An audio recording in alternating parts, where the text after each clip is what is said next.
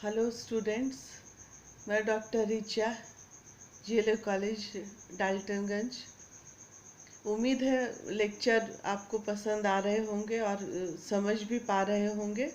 तो PG semester 1 के 4th paper जो आधुनिक भारतीय राजनीतिक चिंतन में राम मनोहर लोहिया टॉपिक के अंतर्गत लोहिया का समाजवाद और उनका चौखंबा राज्य यानी 4 पिलर स्टेट, ये दोनों टॉपिक आपको पढ़ना है।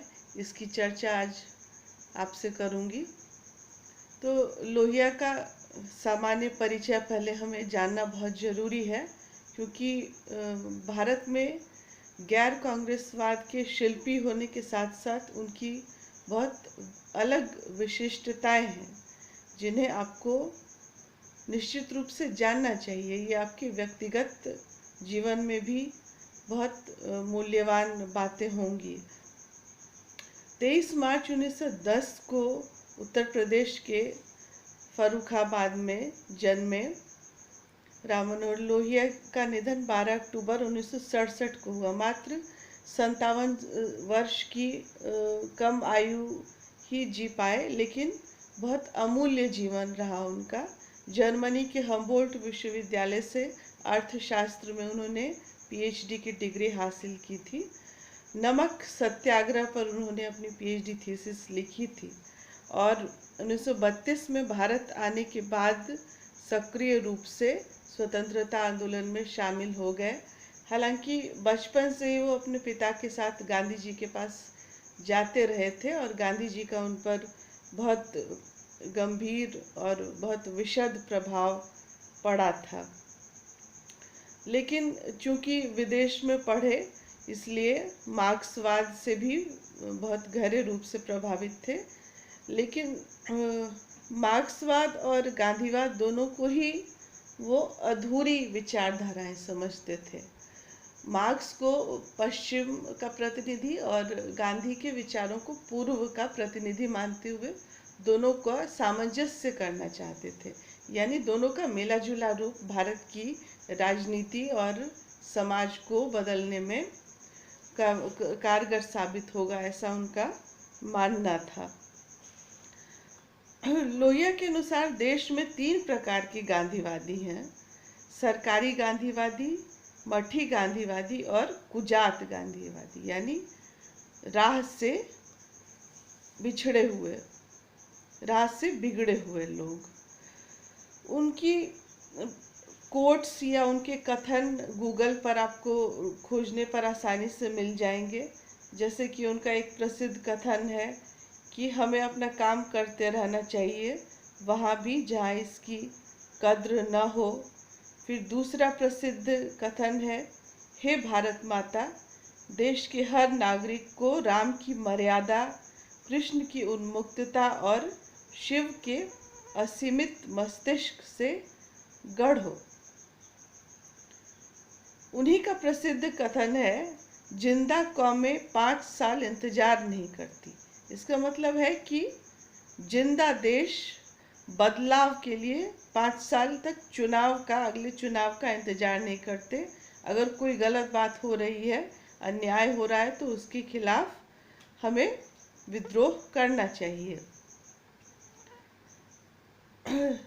उनके अनुसार समाजवाद दरिद्रता का बंटवारा नहीं बल्कि समृद्धि का वितरण है।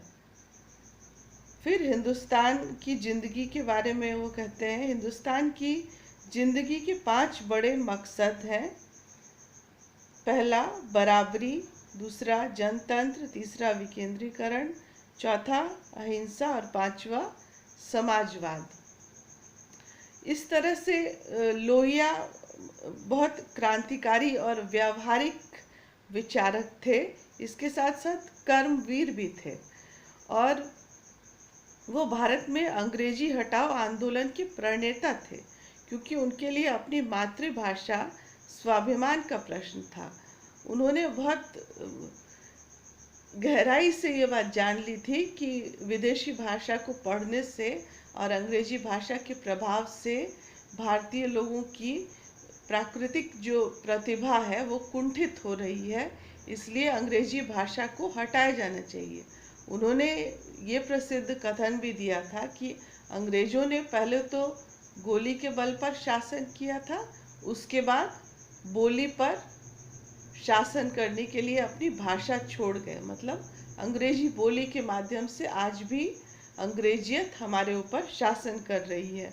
इसलिए वो अंग्रेजी हटाओ आंदोलन को बहुत शक्तिशाली ढंग से बढ़ाने वाले व्यक्ति थे।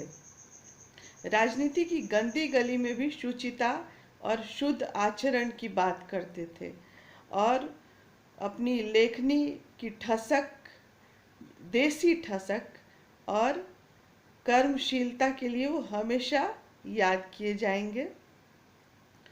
और जैसा कि हम जानते ही हैं कि गैर कांग्रेसवाद के शिल्पी थे, क्योंकि 1967 तक कांग्रेस में ऐसा माहौल बन गया कि वो कई राज्यों में हारी थी और वो नेहरू जी के खिलाफ 1962 में नेहरू जी के निर्वाचन क्षेत्र फूलपुर, जो उत्तर प्रदेश में पड़ता है, वहाँ से खड़े हुए थे। हालांकि हार गए थे, लेकिन फिर 1963 में फर्रुखाबाद से जीतकर संसद में पहुँचे थे। उनकी प्रसिद्ध किताबें हैं भारत विभाजन के दोषी। उन्होंने भारत के विभाजन को बहुत नज़दीक से देखा था और विभाजन के समय की गलतियों को उन्होंने इस किताब में लिखा है। फिर उनकी प्रसिद्ध किताब है मार्क्स, गांधी और समाजवाद, व्हील ऑफ हिस्ट्री, अंग्रेजी हटाओ, देश विदेश नीति कुछ पहलू। अगली किताब है हिंदू बनाम हिंदू, संसदीय आचरण। फिर भारतीय शिल्प, प्रतिकार और चरित्र निर्माण, आह्वान। तो लोहिया की चिंतन धारा कभी देश काल की सीमा की बंदी नहीं रही। विश्व की रचना और विकास के बारे में उनकी अनोखी अद्वितीय दृष्टि थी। इसलिए उन्होंने हमेशा विश्व नागरिकता का सपना देखा था।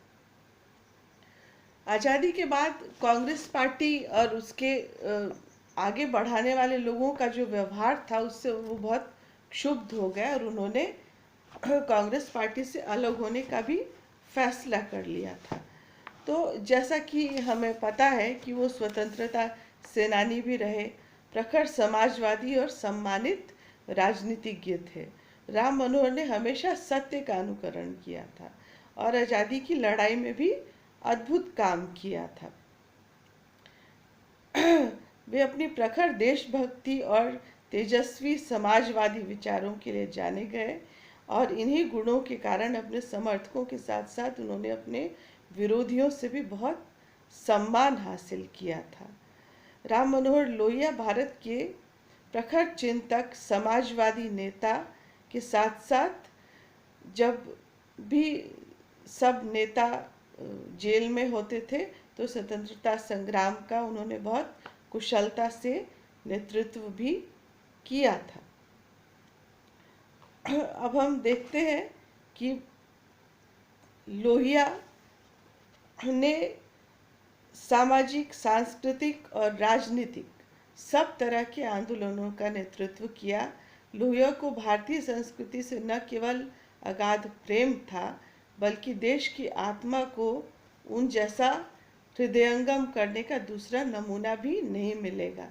स्वतंत्रता मिलने से पूर्व जिन नेताओं पर देश का भाग्य बदलने का विश्वास था, वही स्वतंत्रता के बाद स्वयं बदल गए। नेहरू जी उनके अच्छे मित्र थे, लेकिन उनसे वैचारिक मतभेद लोहिया जी का चलता रहा। स्वतंत्रता से पहले भी लोहिया का कांग्रेस पार्टी के अंदर भी अपना मार्क्सवादी ग्रुप था जिसको वो चलाते थे और उन्होंने जेपी नारायण, अच्युत पटवर्धन, यूसुफ मेहर अली जैसे समाजवादी युवा कांग्रेसियों के साथ मिलकर 1934 में कांग्रेस समाजवादी पार्टी की स्थापना की थी। इस तरीके से वो समाजवाद को आगे बढ़ाते रहे और भारत जब आज़ाद हो गया तो उसके बाद उन्होंने सक्रिय रूप से राजनीति में भी हिस्सा लिया। जयप्रकाश नारायण की तरह राजनीति से बाहर नहीं रहे। और अब हम देखते हैं कि लोहिया का चौखंबा राज्य का सिद्धांत या 4 पिलर स्टेट क्या है। उनका मानना था कि अभी राज्य सिर्फ 2 खंभों पर आधारित है, एक केंद्र का शासन तथा दूसरा प्रांत या राज्य का शासन। दूसरा खंभा यानी राज्य भी पहले खंभे की प्रशासनिक शाखा ही है, जिसको कुछ अलग से अधिकार दे दिए गए हैं। लोहिया के अनुसार इस प्रकार की प्रशासनिक व्यवस्था को पूरा अधिकार नहीं मिल पाता है। सामान्य नागरिक प्रशासनिक प्रक्रिया में अपने को अधूरा महसूस करता है। सामान्य नागरिक की भागीदारी प्रशासन में नहीं हो पाती है। केंद्र का लक्ष्य सामान्य नागरिक के लिए बनाया जाता है, लेकिन सामान्य नागरिक से सहमति तो ली ही नहीं जाती है। अतः लोहिया ने संसदीय लोकतंत्र की जगह पर चौखंबा राज्य के सिद्धांत पर आधारित विकेंद्रीकृत व्यवस्था की स्थापना का सुझाव दिया था। उन्होंने सुझाव दिया कि राज्य के प्रशासनिक ढांचे को 4 स्तंभों पर आधारित होना चाहिए। पहला स्तंभ क्या होगा? ग्राम या गांव, दूसरा जिला, तीसरा प्रांत और चौथा केंद्र। ये 4 खंभे या स्तंभ विकेंद्रीकृत व्यवस्था को सुदृढ़ करते हैं। उनके अनुसार इन चारों खंभों को स्वतंत्र रूप से स्वायत्त प्रशासनिक अधिकार होने चाहिए। इन चारों स्तंभों की कार्यकारी व्यवस्था देश के कानून के अनुसार ही होनी चाहिए, लेकिन फिर भी इनकी अपनी स्वतंत्रता देश को आगे बढ़ाने के लिए होनी चाहिए, ताकि वे चारों स्तंभ स्वतंत्र रूप से उत्पादन, शिक्षा, स्वामित्व, प्रशासनिक योजना आदि का अधिकार पा सके। सामान्य नागरिक को अपना भविष्य अपनी इच्छा से बनाने का अधिकार होना चाहिए, जो इन प्रशासनिक ढांचों के विकेंद्रीकरण से ही हासिल हो सकेगा। गांव तक प्रशासनिक अधिकार जमीनी स्तर पर होना चाहिए, ताकि सभी नागरिक देश के विकास में सहभागी बन सके। इस व्यवस्था में सशस्त्र बल केंद्र के प्रशासनिक अधिकार में हो, सशस्त्र पुलिस राज्य के प्रशासनिक अधिकार में, तथा बाकी सभी प्रकार की पुलिस व्यवस्था गांव तथा जिला के प्रशासनिक अधिकार में होनी चाहिए। जहां उद्योग से संबंधित प्रशासनिक अधिकार का सवाल है, तो रेलवे, लोहा, इस्पात का अधिकार केंद्र को, लेकिन वस्त्र, कपड़ा से संबंधित छोटे उद्योग गांव तथा जिला पर सौंप देना चाहिए। वस्तुओं के दाम का प्रशासनिक अधिकार केंद्र के पास, लेकिन कृषि तथा कृषि पर आधारित सामाजिक जितने भी उपयोग एवं प्रयोग का अधिकार है वो गांव एवं जिला के पास होना चाहिए। राज्य के द्वारा संचालित सहकारी समिति, ग्रामीण तथा कृषि विकास, सिंचाई, बीज का वितरण, राजस्व संग्रहण इत्यादि का प्रशासनिक अधिकार गांव एवं जिला में होना चाहिए। जिलाधिकारी का पद खत्म करके इसके अधिकारों को अलग अलग गांव तथा जिला की समितियों में बांट देना चाहिए। डॉक्टर लोहिया गांव के प्रशासनिक ढांचों को इस प्रकार विकसित करना चाहते थे तथा सभी प्रकार के नामांकन, कर तथा चयन का अधिकार गांव की समितियों या जिलों में बांट देना चाहते थे। वो राज्य को न रहकर गांव की समितियों या जिलों को प्रदान कर दिया जाना चाहिए, ऐसा उनका मानना था। डॉक्टर लोहिया स्वशासन पर विश्वास करते थे तथा उनका विचार था कि गांव का विकास तभी हो सकेगा जब गांव को पर्याप्त प्रशासनिक अधिकार मिलेगा। उनकी सोच थी कि सरकार को प्रजा के नज़दीक रहना चाहिए, ताकि प्रजा की सरकार तक पहुंच आसानी से हो सके। डॉक्टर लोहिया ने गांव के विकास के लिए सुझाव दिया। पहला, भूमि का उद्धार होना चाहिए, यानी भूमि का समान वितरण होना चाहिए। भू राजस्व की प्रथा का उन्मूलन होना चाहिए।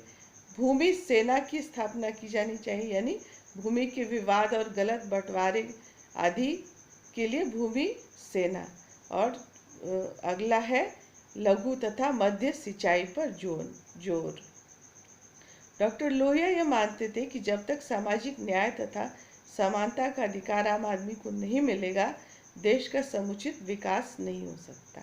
लोहिया के चौखंबा राज्य के सिद्धांत के अनुसार प्रांत यानी राज्य तथा केंद्र को गांव, पंचायत तथा जिलों में निम्नलिखित सुविधा भी दे देनी चाहिए। पहला, प्रांत को 1/4 भाग योजना का व्यय यानी खर्च। दूसरा, पुलिस गांव, जिला तथा पंचायत के अंतर्गत होना चाहिए। तीसरा, जिलाधिकारी का पद खत्म करके उसके अधिकार को विभिन्न समितियों में बांट देना चाहिए। और चौथा, कृषि, उद्योग तथा अन्य राष्ट्रीय संपत्ति की देखरेख गांव, जिला तथा पंचायत के अधिकार में होना चाहिए। पांचवा, आर्थिक विकेंद्रीकरण करके ज़्यादातर लघु एवं मध्य उद्योग का आधारित उत्पादन करना चाहिए। डॉक्टर लोहिया एक दूरदर्शी नेता थे जो अपने समय से आगे की सोचते थे तथा करना चाहते थे।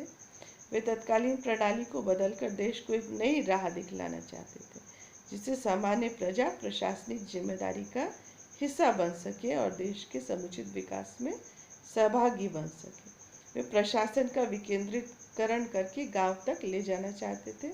उनका विचार अंतर्राष्ट्रीय व्यापार से अलग देश में ही स्थानीय बाजार, स्थानीय शिल्प कला, स्थानीय जरूरतों, स्थानीय अधिकार एवं स्थानीय संस्कृतियों पर विशेष ध्यान आकृष्ट करने का रहा। यानी कि जो बात आज भी हम महसूस कर रहे हैं, इन दिनों भी यही बात महसूस की जा रही है कि हमें सेल्फ रिलायंस यानी अपने आप पर स्वनिर्भर होना चाहिए देश को, और स्थानीय उद्योग धंधों आदि को बढ़ावा देना चाहिए। यही बात तो लोहिया 50 और 60 के दशक में कहकर चले गए, जिस पर लोगों ने ध्यान ही नहीं दिया। इस तरीके से लोहिया के विचार आज भी बेहद प्रासंगिक है।